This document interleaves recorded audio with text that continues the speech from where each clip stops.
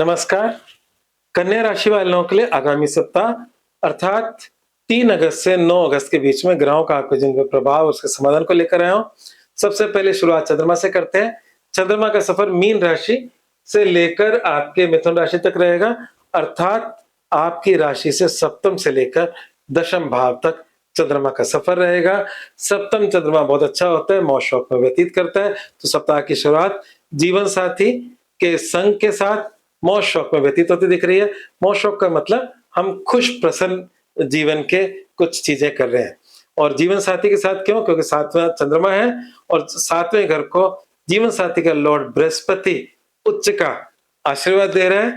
हालांकि यहाँ पर वक्री शनि भी बैठे हैं और शनिदेव भी कुछ हद तक आपकी राशि के अच्छे ग्रह हैं। हालांकि रोग ऋण रिपु के स्वामी है और साथ में प्रेम के भी स्वामी है। तो मैं ऐसा देखता हूं कि सप्ताह की शुरुआत अच्छी हो रही है। सप्ताह का अंत भी बहुत अच्छा हो रहा है, क्योंकि मैंने बताया कि 7वें से 10वें तक चंद्रमा रहेंगे, पर 7वें के बाद आता है 8वां। तो मतलब हर दिन का अगला दिन भी पड़ता है।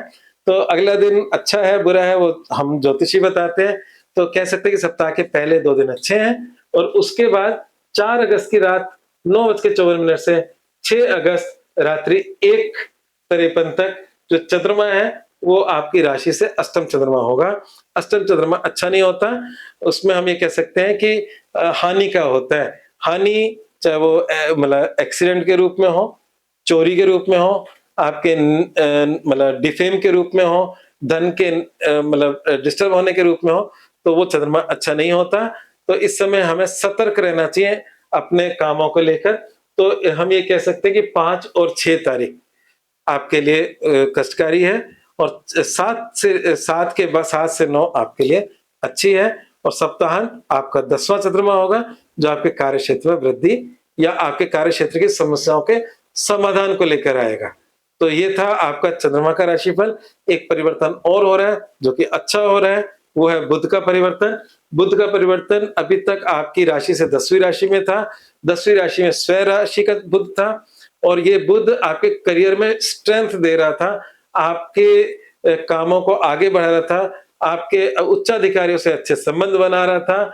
जो आपने इस बुध के अंदर जो भी काम किया अपने कार्य क्षेत्र के अंदर, जिससे आपकी कोई रेपुटेशन बनी होगी, उस रेपुटेशन का लाभ भी तो मिलना चाहिए। तो बुध परिवर्तित होकर करीब 5 अगस्त शाम 7:55 पे बुध आपकी कर्क राशि पर लाभ की राशि में आ जाएंगे। और मेरे ख्याल से एक प्रॉब्लम है कन्या राशि में, उसको छोड़कर ये सारे ग्रह बहुत अच्छे हैं। वो प्रॉब्लम क्या है इसके बाद बताऊंगा, पहले अच्छी बात पूरी कर लेते हैं। आपके लाभ भाव में उच्च का बृहस्पति, सूर्य और बुध 3-3 ग्रह बैठेंगे। इससे अच्छा समय नहीं हो सकता। बुध कौन है? बुध आपकी खुद की राशि का स्वामी भी है। और क्योंकि कन्या राशि का स्वामी बुध होता है और वो अगर इनकम में बैठ जाए या लाभ भाव में बैठ जाए तो आपके सारे कृत्य लाभकारी हो जाते हैं। मतलब आपके जो स्वयं के जो निर्णय है वो लाभकारी होते हैं। इस समय फॉलो योर ओन इंट्यूशन, दूसरों की परवाह ना करें, अपने निर्णय लें। पर दिक्कत कहाँ आ रही है? यहाँ तक तो सब कुछ अच्छा है। दिक्कत आ रही है कि आपकी राशि में इस समय शुक्र नीच के हैं और ये शुक्र नीच के अभी रहेंगे यहाँ पर। तो शुक्र नीच के हैं, इससे थोड़ा सा शारीरिक कष्ट आपको थोड़ा बहुत झेलना पड़ सकता है। तो शुक्र जो है वो आपके भाग्य और धन के स्वामी है। तो इस समय आप कुछ चिंताएं कर रहे हैं और चिंताएं हो सकता है कि आपकी फैमिली को लेकर हो, आपके फाइनेंस को लेकर हो और नए परिवर्तन जो जीवन में आ रहे हैं उसके लेके आप ज्यादा चिंतित हो इस नीच के शुक्र की वजह से। और इस नीच के शुक्र की वजह से कुछ हद तक स्वास्थ्य संबंधी चिंताएं परेशानियां भी आप झेल सकते हो। तो ये एक थोड़ी सी प्रॉब्लमेटिक बात थी। अब बात करते हैं आपके जीवन के बाकी पहलुओं की। तो अगर हम बात करें कि रोग ऋण की बात करें तो रोग संबंधी तो प्रॉब्लम्स चल रही हैं, क्योंकि शनि वक्री भी है, वो भी रोग के स्वामी है। परंतु वक्री शनि तो है, पर ये शनि आपके शिक्षा और प्रेम संबंधों के भी हैं और वक्री होकर वो कहीं ना कहीं इन कामों में थोड़ा बहुत ऊपर नीचे अप्स डाउन देने वाले साबित होंगे, परंतु नुकसान कुछ नहीं दे रहे। तो शिक्षा और प्रेम संबंधों में थोड़े से अप्स डाउन शनि दे सकते हैं, नुकसान नहीं दे रहे। नुकसान तो सिर्फ इतना है कि हेल्थ के लिए आपको कॉन्शियस रहना चाहिए। तो ये था इस हफ्ते का राशिफल। इस राशिफल के बाद जो उपायों की बात मैं बात करता हूँ वो मैंने उपाय आपके लिए 2 चुन रखे हैं। पहला है मसूर की दाल का दान करें।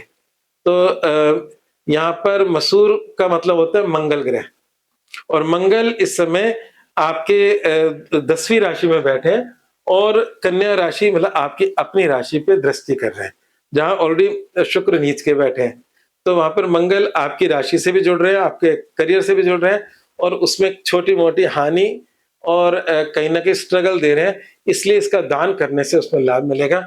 मसूर की दाल का दान करें, चिड़ियों कबूतरों को दाना डालें, ये है केतु का उपाय। ये केतु का उपाय तो आप इस साल के अंत तक कर सकते हो, इसमें कोई बुरी बात नहीं है। ये दोनों आप उपाय करें, इससे आपको लाभ मिलेगा। और एक मूल मंत्र मैंने दिया है, वो बहुत ही अच्छा है, और ये आप जीवन का हिस्सा भी बना सकते हो। सफेद गाय की सेवा करें। अब सेवा में आप उनको मतलब चारा डलवाएँ, है ना? कुछ भी करें आप किसी प्रकार से, तो उनकी कोई ना कोई सेवा ले लें, या आस-पास कोई गौशाला हो तो उसमें दान कर दें। कुछ मतलब पैसे जो उनकी मतलब उनकी सेवा के लिए हों, तो वो आपके लिए लाभकारी होगी। गाय की सेवा शुक्र ग्रह को भी बहुत अच्छा करती है। तो जो नीच का शुक्र है, उसमें आपके जो शरीर शारीरिक कष्ट है, उसमें आपको लाभ मिलेगा गौ सेवा से। आज बस इतना ही, धन्यवाद।